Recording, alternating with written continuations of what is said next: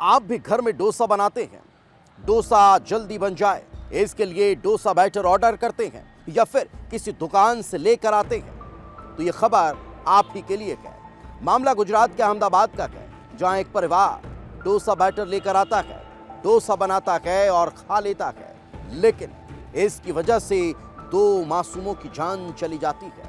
पहले ये बहुत सामान्य सा नजर आता है, लेकिन जब इसकी जांच शुरू होती है तो हर कोई हैरान रह जाता है, क्योंकि जिस डोसे के खाने की वजह से इन 2 मासूमों की मौत हुई उसे 200 और लोगों ने खाया, लेकिन उनका कुछ नहीं बिगड़ा, उनकी तबीयत भी खराब नहीं हुई। तो क्या सिर्फ इन दोनों को खिलाए गए डोसे में ही कोई खराबी थी या फिर इसके पीछे कोई बड़ा षड्यंत्र था?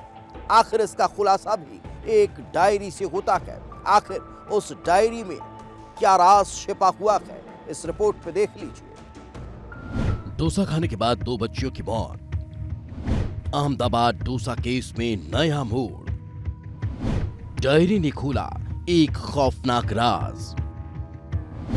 क्या माता पिता ने दिया बेटियों को जहर?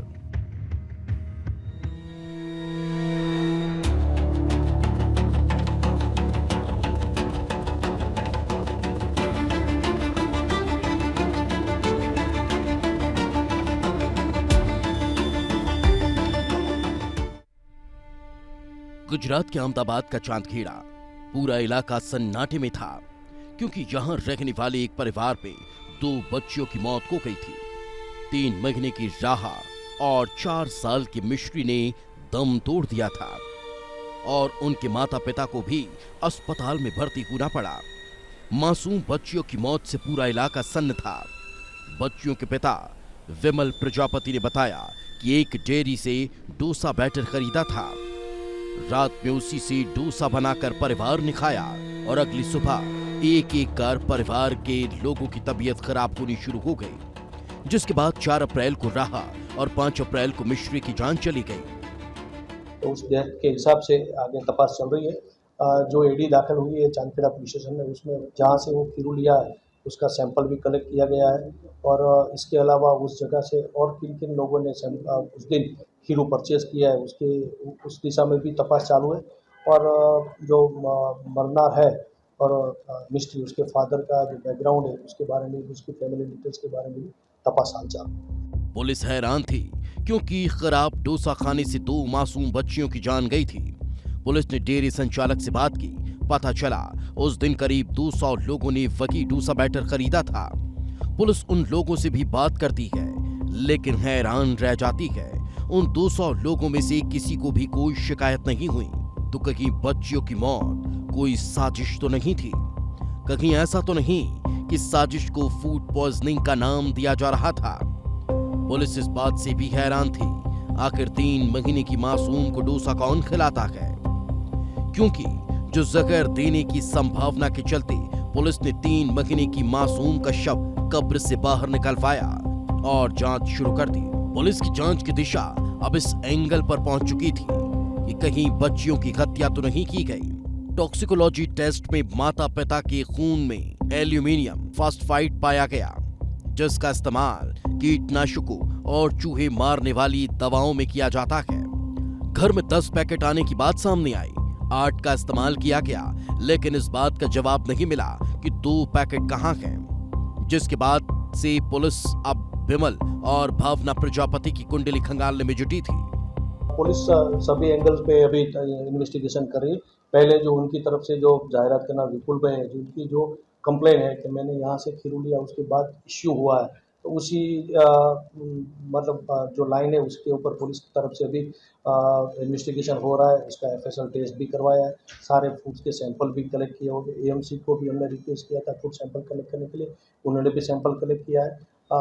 जो लड़की एक्सपायर्ड हो गई उसका विसरा रिपोर्ट और स्टूल्स और रिपोर्ट्स भी मतलब सैंपल लिया, वो रिपोर्ट्स भी आएंगे। उसके बाद ही आगे बताया जा सकता है कि उसमें क्या था। दूसरे एंगल से उसकी घर की परिस्थिति के हिसाब से भी तपास चल रही है कि उनमें परिवार में कुछ कोई इश्यू था या क्या था, उस दिशा में भी अभी इन्वेस्टिगेशन चालू है। पुलिस ये जानने में जुट गई थी कि घर में किसी बात को लेकर टेंशन तो नहीं था, घर में कोई विवाद तो नहीं था, तभी पुलिस के हाथ एक डायरी लगती है। डायरी में कुछ ऐसा लिखा था कि पुलिस चौंक जाती है। डायरी में भावना ने बेटे के लिए मन्नत मांगने की बात लिखी है। माना जा रहा है कि दोनों को बेटा चाहिए था।